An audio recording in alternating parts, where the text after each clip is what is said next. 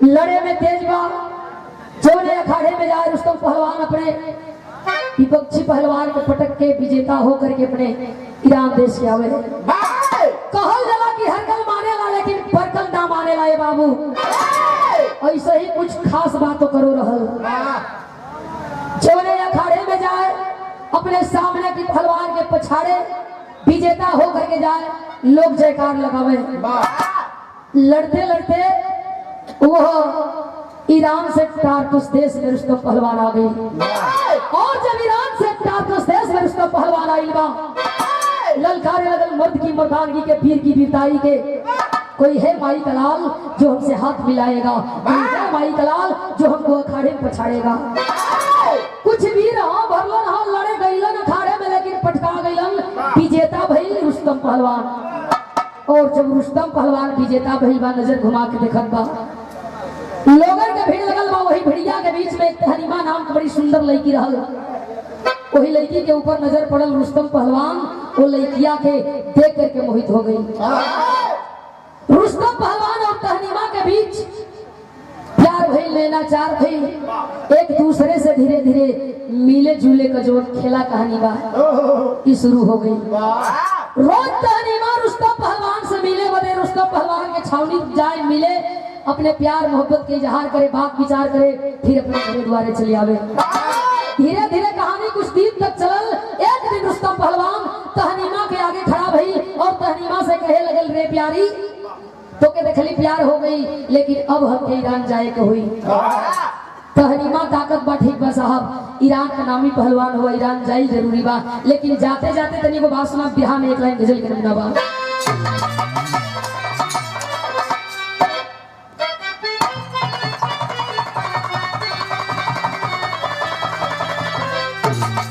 अरे कहाँ पे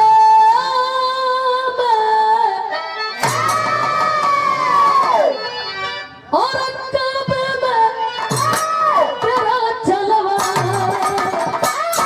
काशी में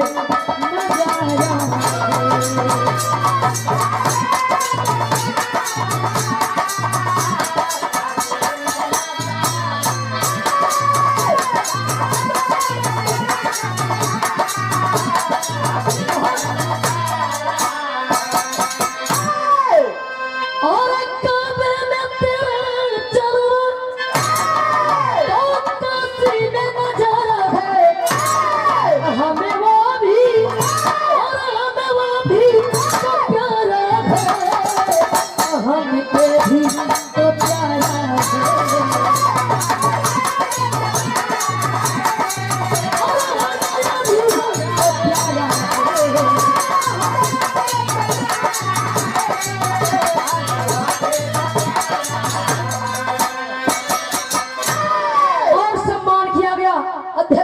आपके ओर से हजारों हजार रुपया जय माता दी सबके बोलोगी प्राम लेकिन भाव में तहनीमा कहेगा अरे नारी ने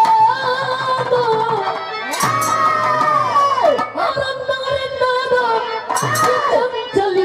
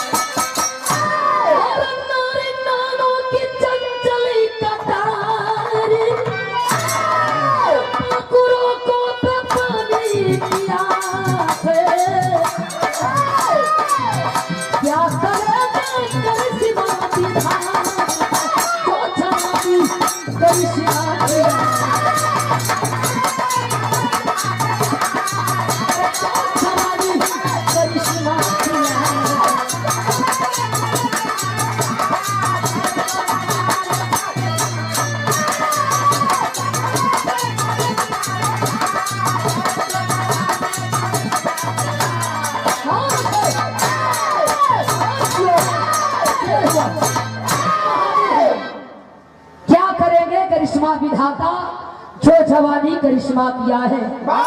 हाथ जोड़ करके तहनीमा नाम का लड़की खड़ी हो गई। रुस्तम पहलवान से कहे साहब जाते जाते एगो बात सुन ला, तोहरे हमारे प्यार का निशानी हमारे पेट में पलत बा। ए साहब सोचली कि जाए जवाए की घड़ी बता दें, पता ना फिर बाद में ये बात के जान कर तोहे तकलीफ होखे। रुस्तम नाम का पहलवान बात के सुन करके तनी हिम्मत जुटौला तहनीमा से कहे तहनीमा हमरे तोहरे प्यार का निशानी तोहरे पेट में पलत बा। बेटी चाहे बेटा के रूप में दुनिया में आवे दिहा, बेटी पैदा हो जाई जवान के डोली में बैठा दिहा, बेटा पैदा हो जाई ताबीज बाजू में बांध के ओके पहलवान बनिहा। रुस्तम पहलवान तहनीमा के समझा के चल लेलस, लेकिन एहवर तहनीमा अंगुरी पर दिन गिरे। 1 महीना 2 महीना धीरे धीरे 9वां महीना निराइल बा। 4 लाइन जौहरी में बतावल गई।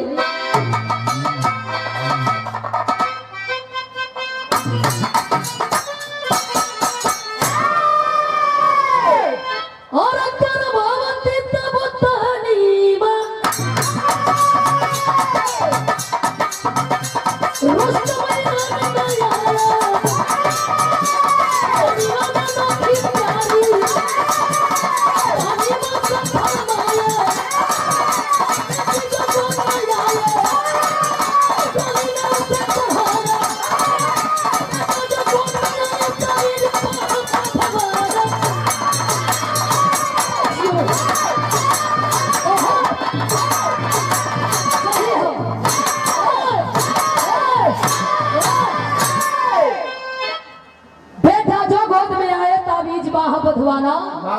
बेटा पैदा हो जाए तो यह ताबीज तांबे की ताबीज उसके दाहिने बाजू में बांधना और उसको बताना कि वो मेरा खून मेरा बेटा है।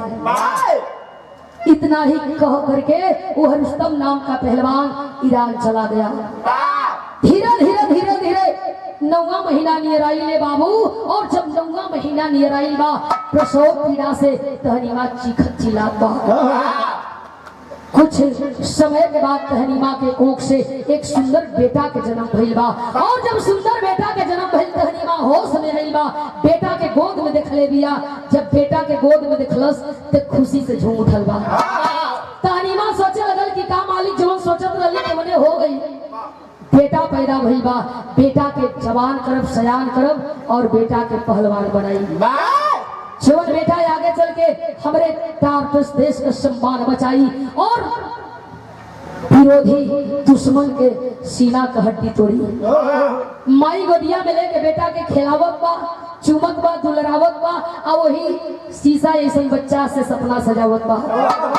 यहाँ बड़ी कचाके गीत लगल है।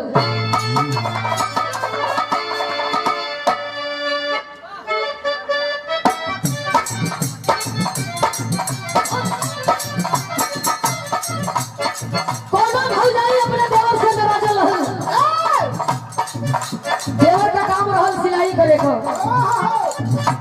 भौजाया गई बिया जाके अपने देवर से कहत या नौका जो के हमके ब्लाउज सीख दे दो। जल्दीबाजी में तरी देवर मजाक कर देलस और जब मजाक कर देलस तब भौजाया रिसिया के फेंक देला ऊपर पड़ा। बिगाड़ के हलो इतना बढ़िया हमर ब्लाउज के कपड़ा रहल। भौजाया कहे अपना देवर से कोहे किए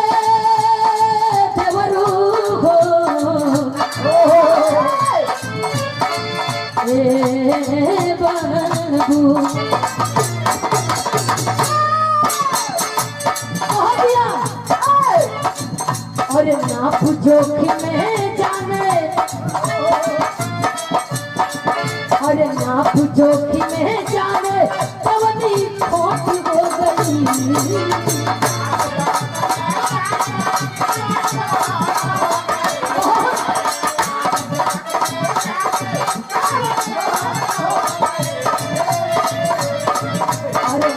जोखिम में जाने पवनी खोट हो गई। कैसा दिया हो गई।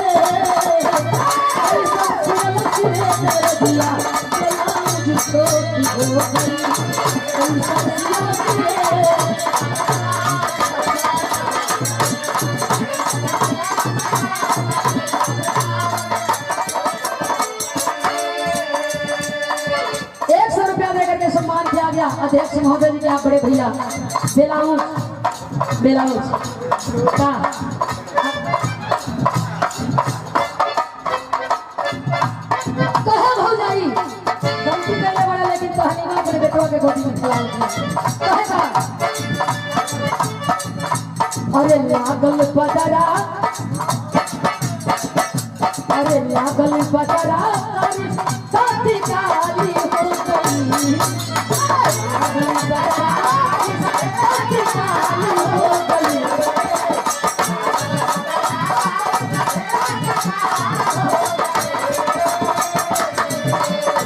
लागल पदरा साथी काली हो गई वो खवा चुके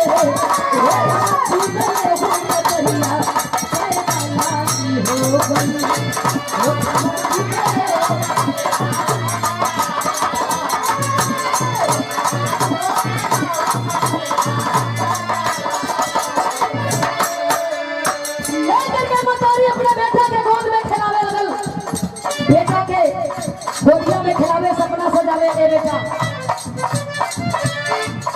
हमार एक एक सपना तो होके पुरावे के बाद माई अपने बेटा का नाम रखले बिया बड़ी प्यार से का नाम रखले बिया और बेटा का नाम सोहरा नबू रखली माई बेटी भई लिखो बड़ी दी हली रुस्तम के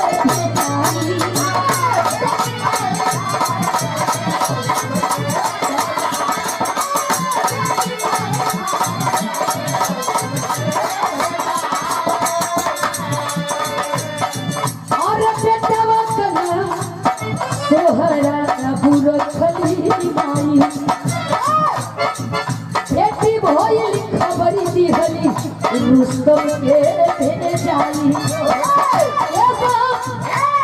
हमारे घर प्यार का निशानी बेटा ना बेटी हो गई भैया और जब पिटिया का समाचार मिलल रुस्तम पहलवान के तो रुस्तम पहलवान तनी न परवाह हो गई सोचा चलो सेवा बेटी भई भैया समय मिली चल के देखा एहर माई मगर भैया की कम से कम अब हमार बेटा हमार रही कहल जला की स्वार्थ और झूठ कुछ दिन चलेला माई के लालच हो गई बेटा के देख के स्वार्थ पैदा हो गई कहल गई स्वार्थ के चलते ही है तंगी चालू हो गई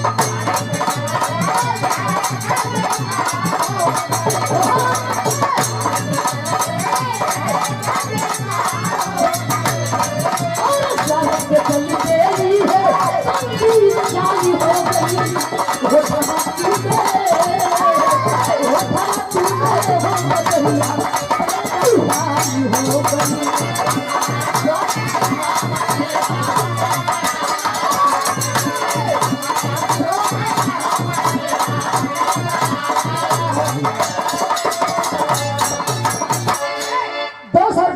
सम्मान किया गया सम्मानित पप्पू यादव कैथी के धरती से आपके चरण में को लगी बात है माता दी आज मदारी बेटवा के लेके गोद में सपना सजावत में बेटा एक दिन नामी पहलवान बनी एक को पहलवान नहीं हन यहाँ से बच के ना जाई हन कहल जला की बांस की जरी बांस उगेला वीर का बेटा वीर बहादुर वीर का बेटा वीर बहादुर पहलवान सोहराब बना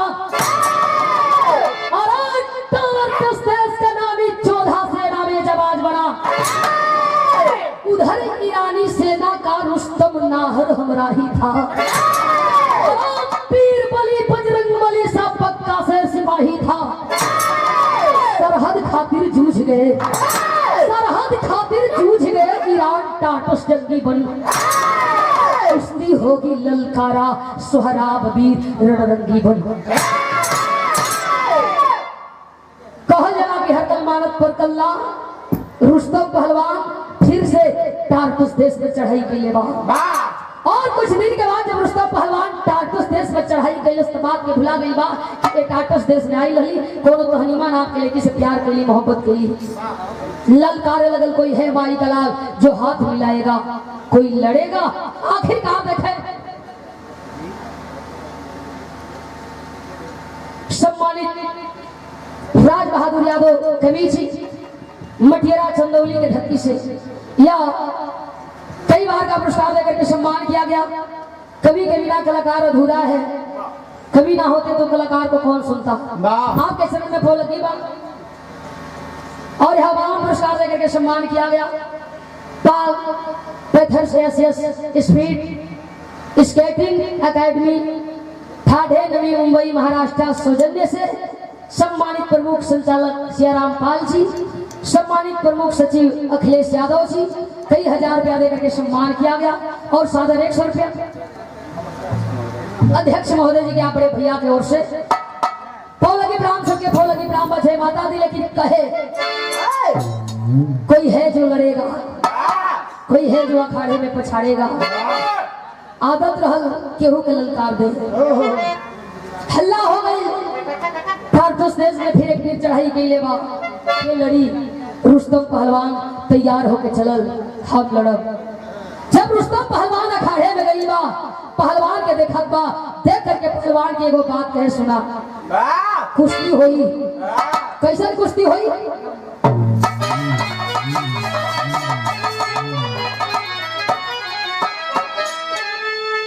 अरे जवानी खूनी खंजरी पर चढ़ी, अरे जवानी खूनी खंजरी पर चढ़ी, तो कुश्ती करी फैसला के करके तना।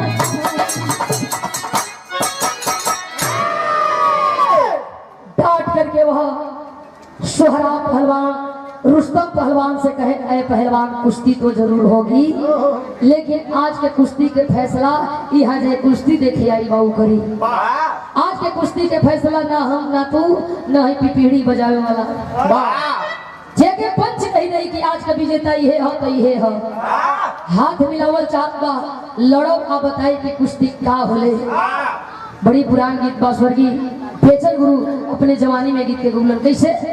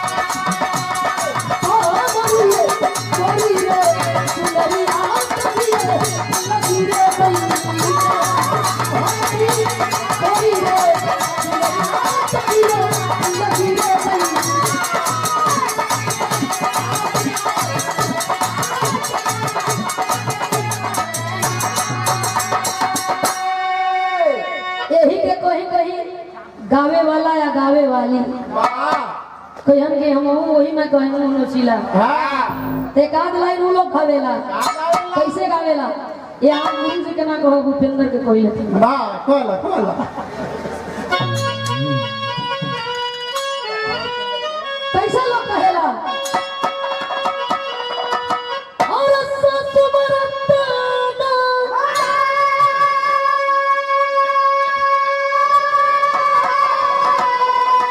और नाना दिया मरुआ तना ई हो रे तना ई हो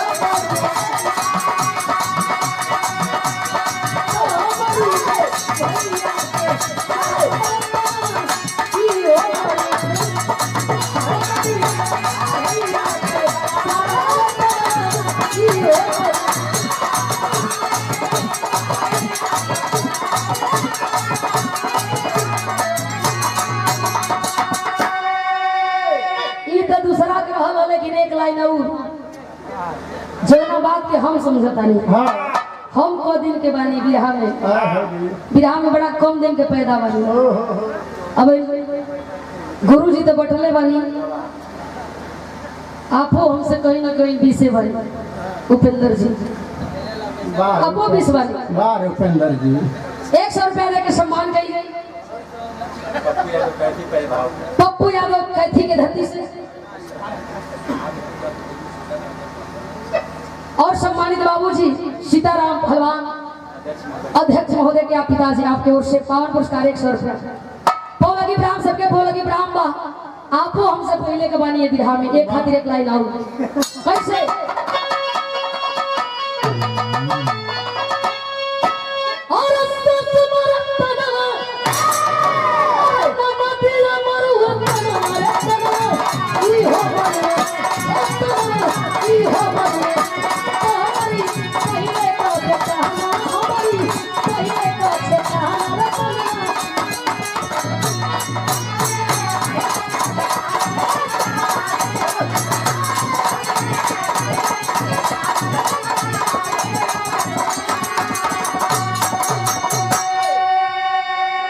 पहले में आगे में अंतर बा यही खातिर हम आगे का ना कहली है हम पहले का कहली है ना पहले के बनी आगे के रखी आगे का वो लोग और कैसे 100 रुपया दे करके सम्मान किया गया। अच्छा सम्मानित बड़े भैया अध्यक्ष महोदय के आप बड़े भ्राता श्री महोदय उधर से हैं। अध्यक्ष महोदय उधर बैठे हैं और बड़का भैया इधर बैठे हैं। हाँ ओने का मंच आपके संभारे के बाद एने का मंच यहाँ के संभारत बनी पौलगी ब्राह्म सबके पौलगी ब्राह्म बा और याद रखे 200 रुपया दे करके सम्मान किया गया।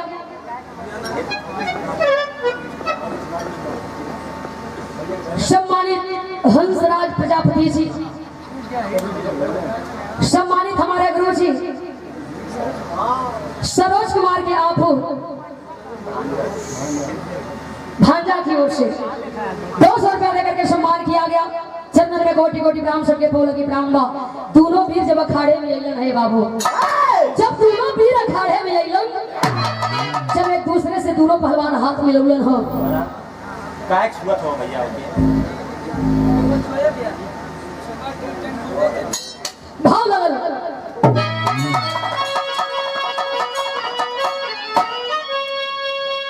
और ठलले वो मरिया करजल और रुस्तम पार चाली भरी चाली भरी होली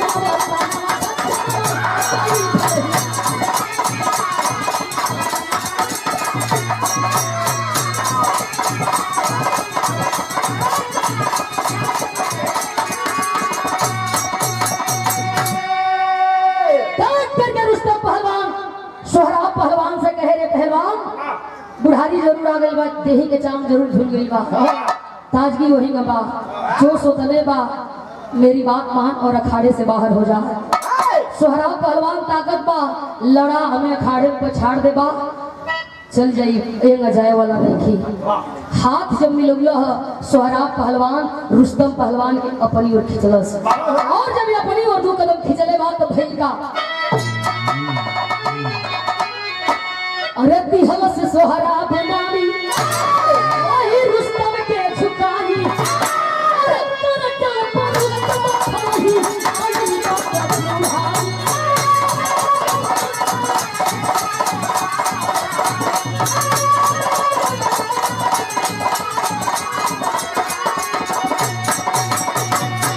और रुस्तम के आगे नहीं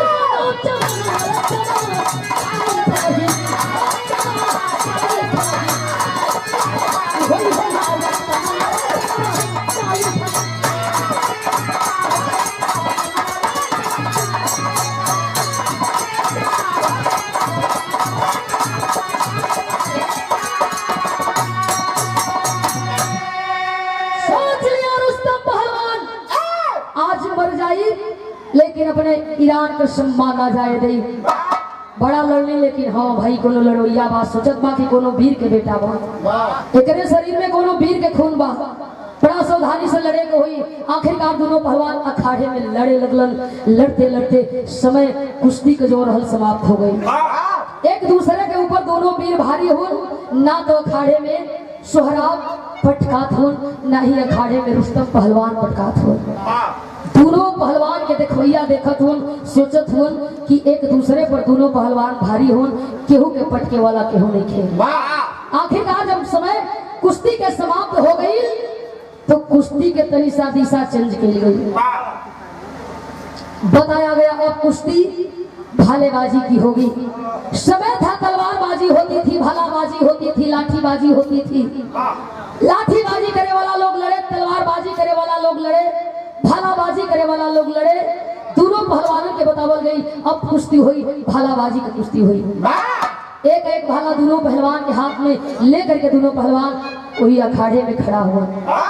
जब दोनों पहलवान भाला लेकर के अखाड़े में खड़ा हुआ तो लड़े से पहले सोहराब सवाल करत बा, सोचत बा कि पूछ लई रुस्तम पहलवान कहीं हमार बाबू तो ना रहो। का पूछे?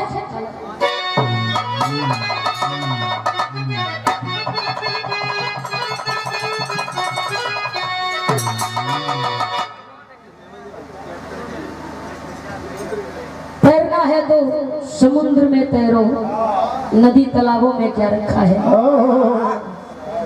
तैरना है तो समुद्र में तैरो, नदी तालाबों में क्या रखा है। प्यार करना है तो वतन से करो, बेवफा महबूबों में क्या रखा है। वाह वाह क्या बात है। जो करे सो जाने।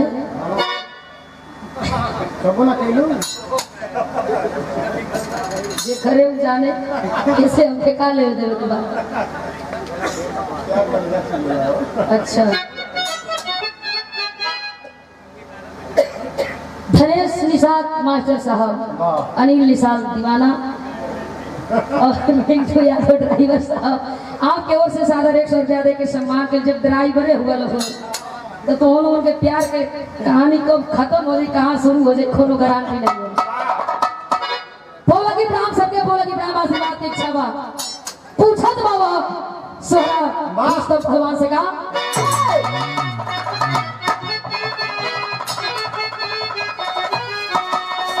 अरे बोलल बेरुआ,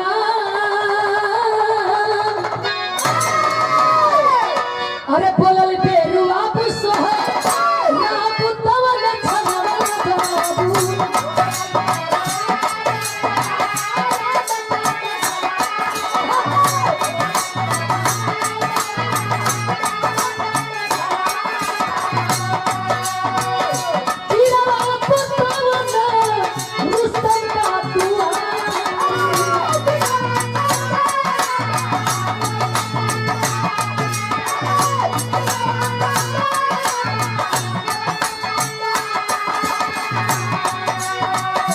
उठी गई रोयासी हरली बात करिया ले।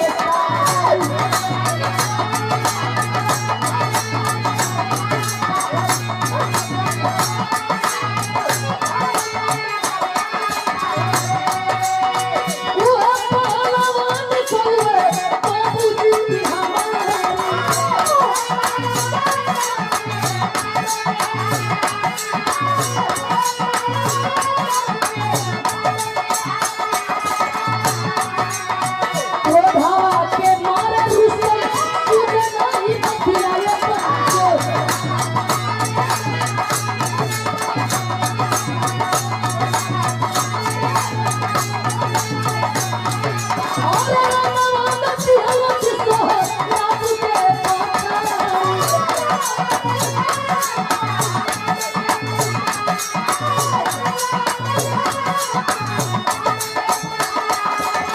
बाबूजी हल्ला भाला तो है रब तो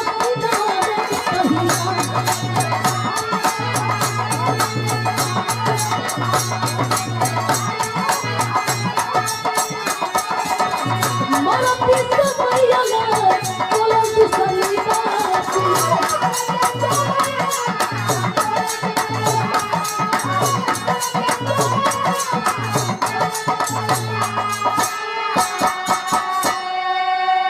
अखाड़ा में खड़ा हुआ सोहराब सवाल करे लगल, रुस्तम पहलवान कहीं तो हमारे बाबू तो नहीं हुआ।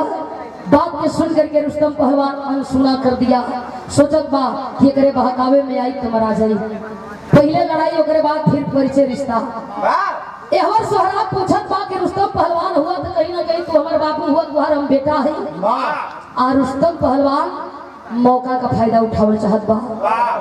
आखिरकार थोड़ी सी चूक चूक हो गई। सोहराब पहलवान से रुस्तम पहलवान फायदा उठाया, मौका का फायदा उठाते हुए राउंडिंग लिया, तो दाव को मारता है। अखाड़े में जब चारों खाम चित हुआ, सोहराब पहलवान रुस्तम पहलवान सीने पर सवार हो गया। हाथ में भाला, ओ भाला का प्रहार करे लगल। एक बार, दो बार, तीन बार लोग दौड़ के लन पकड़ल रुस्तम पहलवान के। अरे मालिक, अब हिंद सोहराब पहलवान तैयार भी नहीं रहल। अब हिंद सवाल करत रहल, यहाँ तो धोखा कमार हो गई। 2-4-10 लोग पकड़ के रुस्तम पहलवान के अखाड़े से बाहर के चाहत पड़ल, पकड़त हुए धोखा कमार हो गई। पहलवान तैयार नहीं था, लेकिन माने के तैयार ना बा। पकड़ के 2-4-10 लोग जब अखाड़े से बाहर रुस्तम के गईलन, सोहराब खड़ा हो गई। सीना में दर्द, चेहरा पर हल्का मुस्कान, डांटने लगा, ललकारने लगा। ये कैसन पहलवानी बा, ये कौन सी पहलवानी बा? पीठ पीछे वार करे वाला पहलवान ना होला, कायर होला। पूछती, कायर है तू पहलवान नहीं है, पहलवान के नाम पर तू कलंक है। जाने लगा रुस्तम पहलवान, लोग जयकार लगावे, रुस्तम पहलवान की जय हो। रुस्तम पहलवान अखाड़े का विजेता है, लेकिन सोहराब माने के तैयार ना बा कि आज के विजेता रुस्तम पहलवान। रुस्तम पहलवान कहा, कतई नहीं मानूंगा कि आज का विजेता रुस्तम पहलवान है, इसलिए कि वह पीठ पीछे वार किया है। सामने से लड़ता तो मैं बताता कि कुश्ती होती कैसी है। जाने लगा रुस्तम पहलवान, ललकार के सोहराब रुस्तम पहलवान के वो बात कहे, जा रहे हो, जाते जाते मेरी आखिरी बात सुन लो। क्या कहे आखिरी भाव है? 50 रुपया दे के सम्मान के आदमी अध्यक्ष महोदय के आप भ्राता श्री हमरे मन्नू भैया के भैया का बोलगी, सबके बोलगी बा।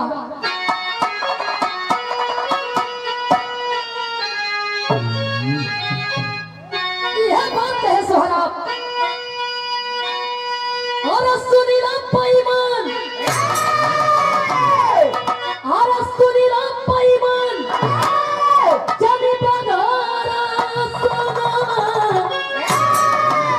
रुस्तम बाबूजी हमारी है।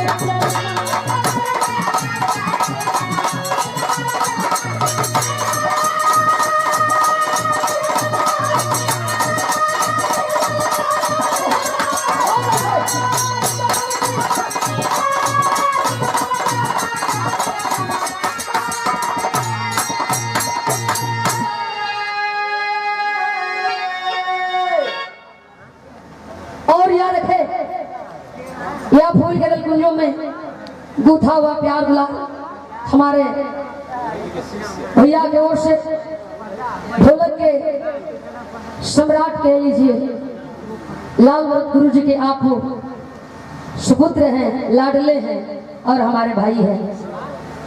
शिवा बाबू की ओर से, शिवा भैया की ओर से 5 पुरस्कार देकर के सम्मान की गई। आज हमारे सूरज भैया बजावत